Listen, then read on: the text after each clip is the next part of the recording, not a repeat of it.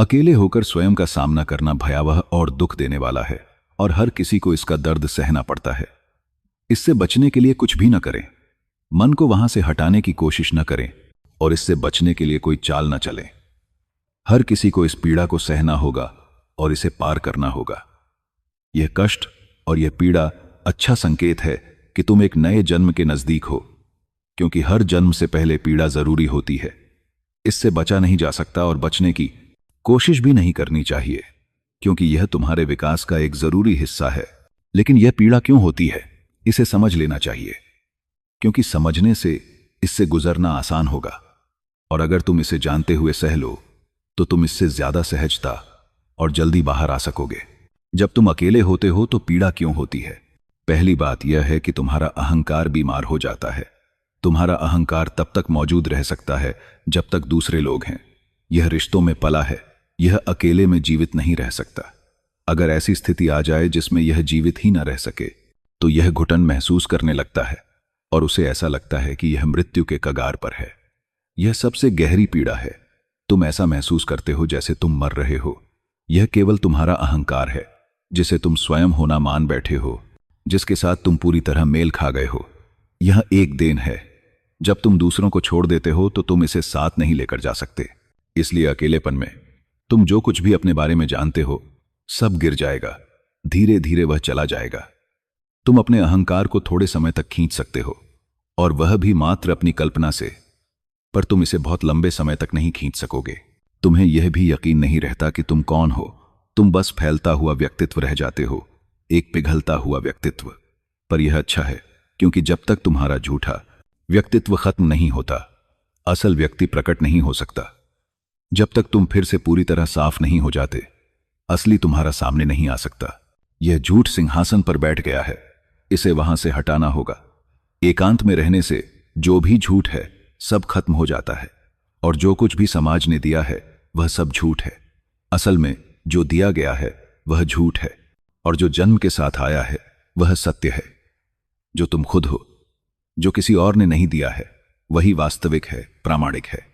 पर झूठ को जाना ही होगा, और तुमने झूठ में बहुत निवेश कर रखा है। तुमने इसमें इतना पैसा, ऊर्जा और ध्यान लगा रखा है।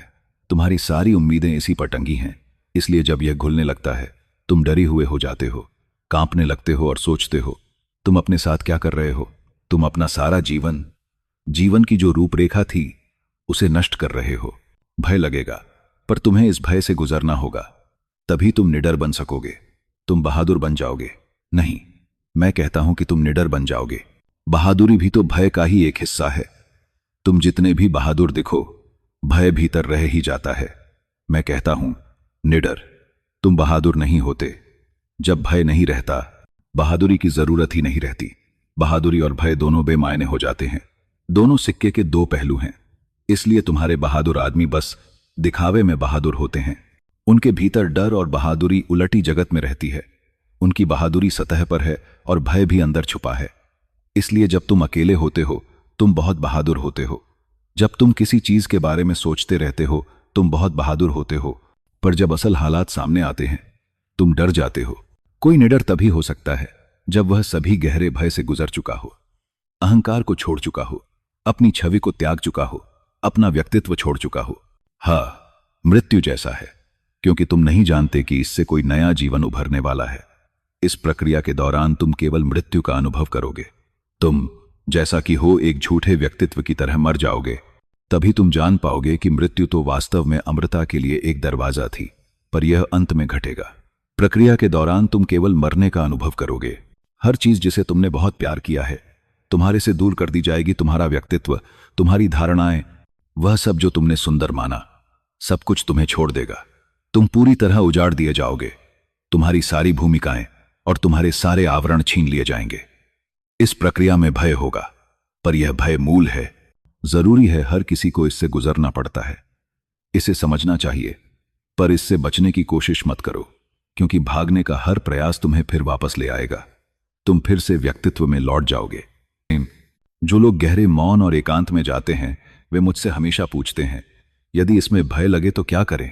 मैं उनसे कहता हूं कि कुछ भी मत करो, बस उस भय को जियो। यदि कंपाहट आती है तो कंप को, इसे रोकने की क्या जरूरत है? यदि भीतर भय है और तुम उस भय से कंपा रहे हो तो उसके साथ हिलो मिलो, कुछ मत करो, बस इसे घटने दो। यह अपने आप चला जाएगा। अगर तुम इससे भागोगे, और तुम भाग सकते हो, तुम राम राम राम जपना शुरू कर सकते हो। तुम किसी भी मंत्र को पकड़ सकते हो जिससे तुम्हारा मन भटक जाए। तुम शांत हो जाओगे और भय वहां नहीं रहेगा। तुम अनजाने में चले जाओगे। यह जो बाहर आ रहा था, जो अच्छा था, तुम उससे मुक्त होने वाले थे। यह तुम्हें छोड़ने वाला था, और जब यह तुम्हें छोड़ता है तुम कंपने लगते हो।